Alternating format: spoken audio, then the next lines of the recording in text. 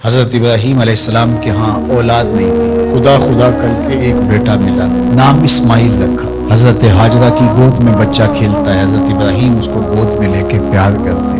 رب کا حکم نامہ آتا ہے، اس بچے کو لو اور اس کی ماں کو لو اور ایسی وادی میں چھوڑاؤ جو بے آب ہو گیا ہو، جہاں کوئی سبزہ نہ ہو، جہاں کوئی کھیتی نہ ہو، جہاں کوئی آبادی نہ ہو۔ اللہ اکبر!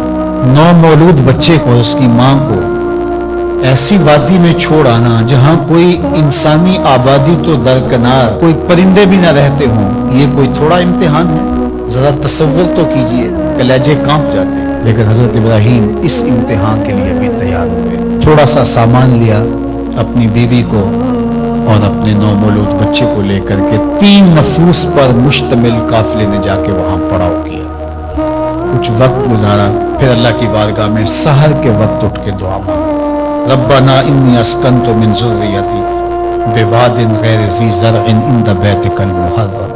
اللہ، میں اپنی ذریت کو، اپنی نسل کو، اپنی اولاد کو ایسی وادی میں تیرے آسرے پہ چھوڑ کے جا رہا ہوں جس وادی میں کوئی کھیتی نہیں، کوئی سبزہ نہیں۔ دعا مانگی، تھوڑا سا جو توشہ تھا، سامان تھا، سپرد کیا اور واپس پلٹنے لگے۔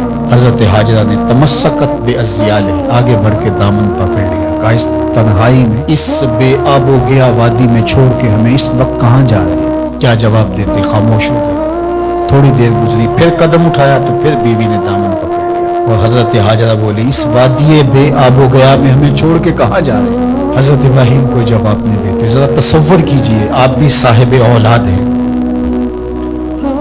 تو تیسری مرتبہ پھر جب قدم اٹھنے لگے تو تمسکت بعزیالہ، حضرت ہاجرہ نے دامن پکڑا اور پھر یہی سوال دہرایا، اس وادی غیر ذی زرع میں اپنے نو مولود بیٹے کو اور اپنی بیوی کو چھوڑ کے کہاں جا رہے ہیں؟ حضرت ابراہیم پھر بھی جواب نہیں دیتے۔ تھوڑی دیر کے بعد حضرت ہاجرہ خود ہی بولتی ہیں، کیا یہ اللہ کا حکم تو نہیں؟ قال نعم، کہا ہاں اسی کا حکم ہے۔ فوراً دامن چھوڑ دیا، کہا خیر سے جائیے، ہمارا رب ہمیں ضائع نہیں ہونے دے گا، اگر اس کا حکم ہے تو ہم اس حکم پر سر تسلیم خم کر دیں۔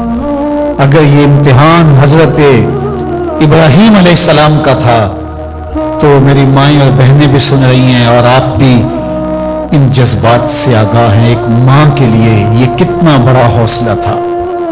اگر سلام ابراہیم کو تو سلام ہے سیدہ ہاجرہ سلام اللہ علیہا کو۔ کہا خیر سے جائیے، ہمارا رب ہمیں ضائع نہیں ہونے دے گا۔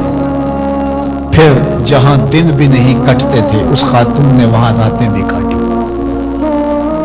توشہ ختم ہو گیا، پانی بھی ختم ہو گیا۔ پھر 2 دن کے بعد ماں کی چھاتیوں سے دودھ بھی خشک ہو گیا۔ خود تو بھوک کاٹ رہی ہے لیکن بیٹے کی پیاس اور بھوک دیکھی نہیں جاتی۔ ایک چھوٹے سے پتھر کی اوٹ میں اسماعیل کو لٹایا اور خود پانی کی تلاش میں نکلی۔ ماں کی تڑپتی ہوئی ممتا کی کہانی دیکھو۔ اللہ اکبر! کبھی صفا پہ کبھی مروہ پہ 7 چکر کاٹتی ہیں۔ پھر جب 7ویں چکر میں مروہ پہ پہنچی، اطراف میں دیکھا، کہیں کوئی پانی کے آثار حویدہ نہیں ہوئے۔ گزرتے گزرتے بیٹے کو بھی دیکھتی تھی، نشیبی جگہ سے بھاگ کے گزرتی تھی، وہاں لال نظر نہیں آتا تھا۔ مروہ سے دیکھا، دور اوٹ میں پڑا ہوا بچہ تڑپ رہا ہے، لگا زندگی کی آخری سانسیں ہیں۔ مروہ سے دوڑ کے جو ہی قریب آئیں تو منظر بدلا ہوا تھا۔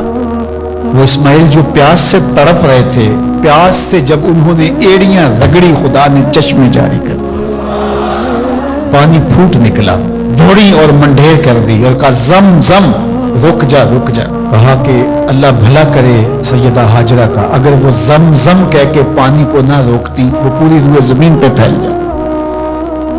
اللہ اکبر! یہ حضرت ہاجرہ کا امتحان تھا اور امتحان میں وہ بھی سرخرو نکلی۔ وہ کہا ہم قیامت تک تیرے قدموں کے نشان کو جلوہ گاہ بنا دیں گے۔ آج عمرہ ہو، حج ہو، وہاں کج کلا بھی دوڑتے دکھائی دیتے ہیں، بادشاہ بھی دوڑتے دکھائی دیتے ہیں۔ ان راہوں پہ پیغمبر بھی دوڑے ہیں، ولی بھی دوڑے ہیں، امام الانبیاء نے بھی سعی کی ہے۔ مالک کوئی دوڑنا بھی عبادت ہے؟ کہا جن راہوں پہ میری بندی دوڑی ہے قیامت تک ان راہوں کو جلوہ گاہ بنا دوں، اور ان پست قامت پہاڑیوں کو میں اپنی نشانیاں قرار دیتا ہوں۔ ان الصفا والمروہ من شعائر اللہ، یہ اللہ کی نشانیاں قرار پائیں، عزتوں کے نشان بن گئے۔ اللہ اکبر۔ یہاں ایک ماں اپنے بیٹے کے لیے بے تابانہ دوڑی تھی۔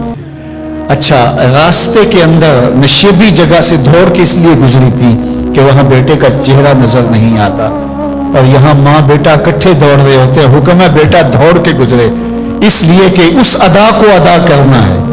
وہ تو پانی کے لیے بار بار ادھر ادھر جا رہی تھی، حاجی کی بغل میں پانی کی بوتل ہوتی ہے، پھر بھی دوڑ رہے، پانی کے لیے نہیں دوڑ رہا، ہاجرہ کی سنت کو ادا کر رہا۔